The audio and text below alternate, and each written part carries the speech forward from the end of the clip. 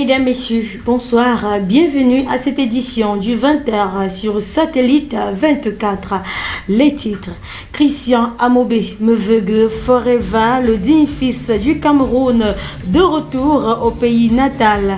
La dépouille du célèbre journaliste a foulé le sol de l'aéroport de Simalène aux premières heures de la matinée de ce mercredi. Samuel Eto'o fait taire la rumeur via ses pages officielles. Il annonce sa candidature pour le poste de président de la FECAFOOT après plusieurs motions de soutien de la population. C'est tout pour le sommaire.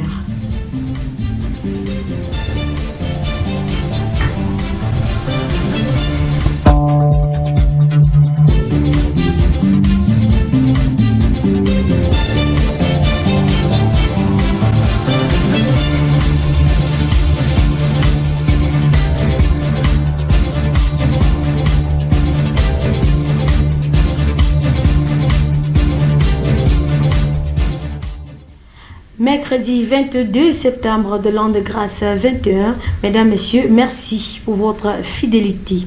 À l'ouverture, nécrologie, Amobé Meveugue, Christian Forever. La dépouille a atterri ce jour à l'aéroport. Ce jour, dès 6h, le journaliste sera inhumé dès ce samedi dans son village natal en Kolbikok. Par ça, un départ que toute la chaîne médiatique déplore. Vivement que son âme repose en paix. En société tourisme, célébration de la journée mondiale du tourisme, la délégation départementale de tourisme et de loisirs d'Union ESSO a réuni les acteurs du secteur pour la mise au point de cette journée en présence du préfet. La suite dans cette édition.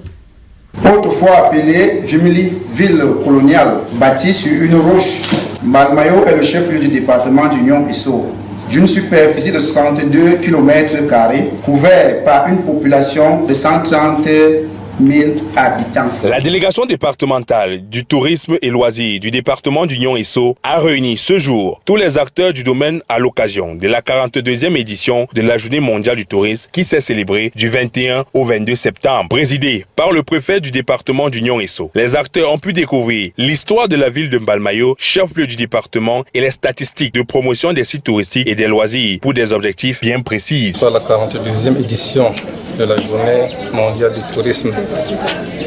Le tourisme, c'est un atout pour le développement de tout un pays, c'est-à-dire bien saisi et bien orienté.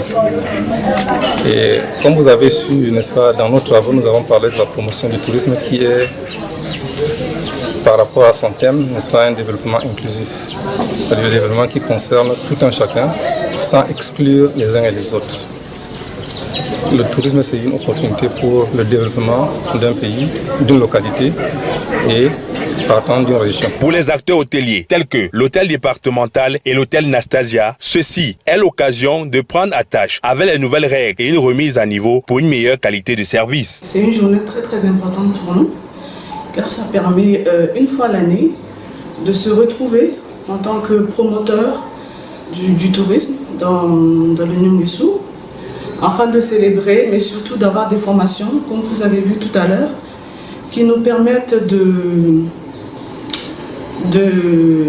se rappeler de tout ce qui est modalité, de tout ce qui est très important dans les différents secteurs du tourisme et surtout pour nous, pour l'hôtellerie. Donc, c'est très important cette journée. Les attentes ont été comblées. C'est vrai que nous traversons une période très difficile avec le Covid, c'est difficile, mais le séminaire a été suffisamment éditif.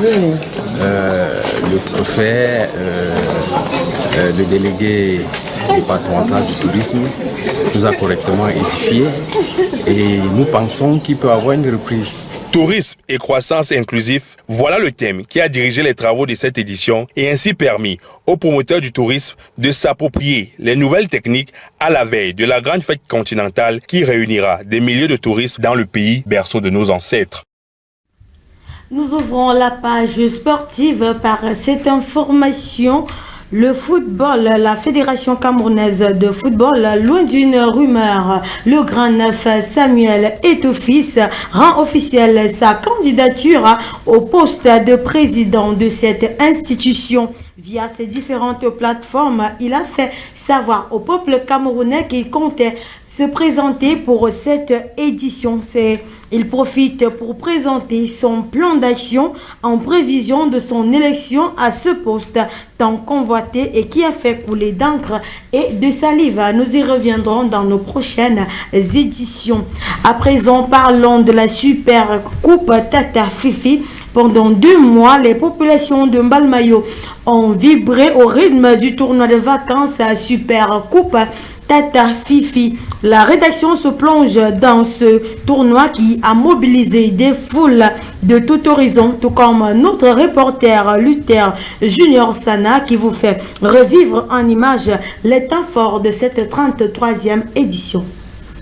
Amis téléspectateurs de Satellite 24 Télévision, bienvenue au village Ngadbane dans l'arrondissement de Mbalmayo, département d'Union Esso dans la région du Centre.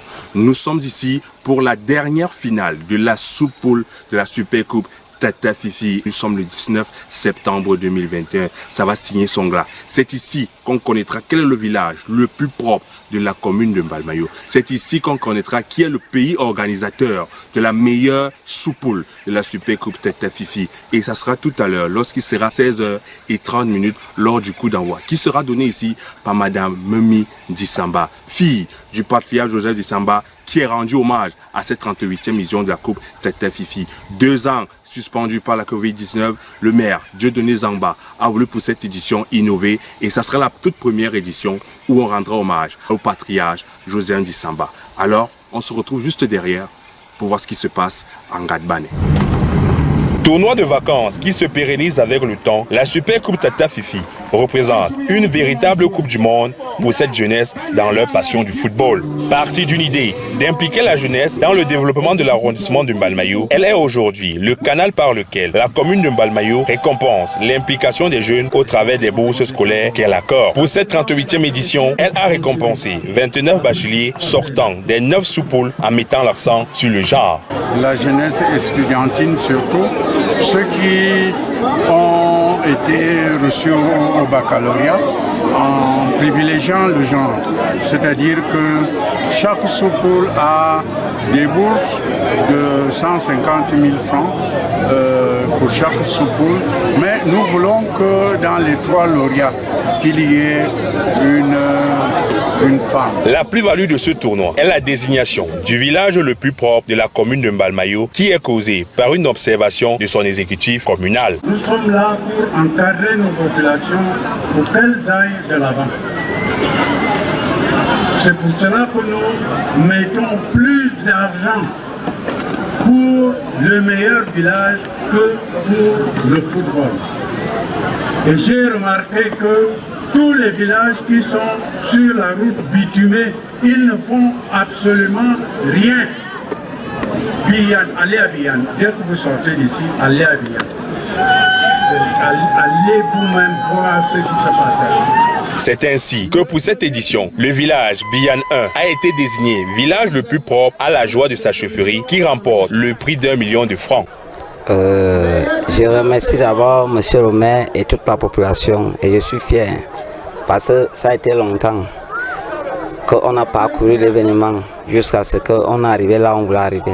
Initiative de Dieudonné Zangba, maire de la commune de Mbalmayo, qui depuis 38 ans rassemble la jeunesse de son arrondissement, a voulu pour cette édition étendre cela sur les villages de la commune avec 9 sous-poules réparties sur Memiam, Biyan 2, Sanglong, Biyan 1, Mokomo, Mbalmayo et Kombitié, Bedoumo et Ngadbane, où nous avons apprécié l'hommage fait au patriarche Joseph Dissamba, qui est l'une des innovations de ce tournoi. Sentiment de joie, de reconnaissance, voir notre feu papa honoré, ça veut dire que les morts ne sont pas morts et que des personnes restent quand même reconnaissantes face à l'œuvre immense qu'il a abattue au Cameroun, dont la famille est très reconnaissante envers monsieur le maire de la commune de Mbalmayo. Celle-ci continuera l'an prochain avec l'hommage fait à un autre fils du département d'Union Esso.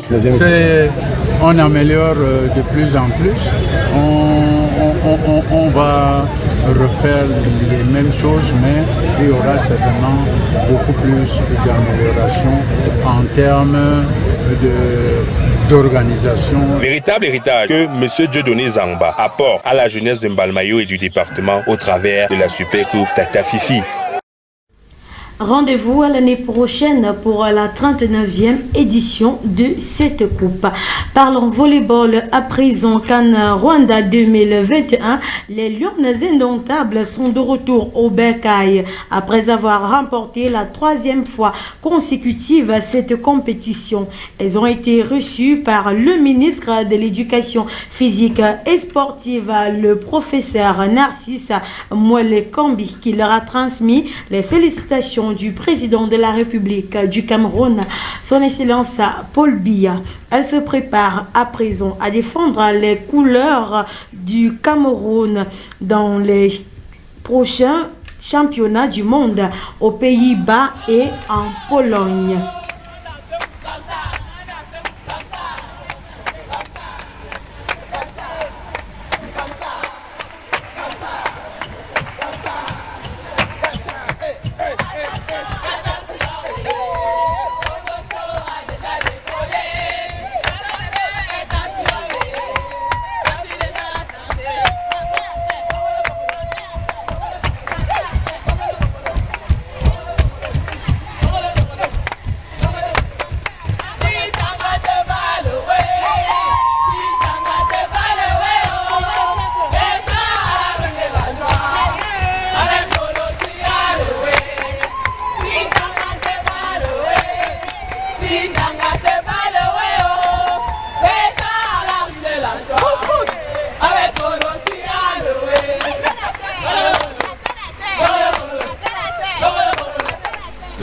Félicitations à nos Lions qui font beaucoup vibrer le Cameroun parlant de volleyball. Nous fermons avec l'Afro-Basket 2021 pour les dames également. Les Lions ont damé le pion aux joueuses du Cap-Vert 61-46 sous le regard vigilant de son Excellence Albert Roger Mila. Une seconde victoire après celle face au Kenya lors de la première journée. Ainsi se porte le Cameroun en ce mercredi 22 septembre 2021. Mesdames, messieurs, merci pour votre aimable attention. Nous prenons rendez-vous avec vous demain lorsqu'il sera 20h pour une autre édition. Passez d'agréables moments en compagnie de nos programmes sur Satellite 24. Bonsoir.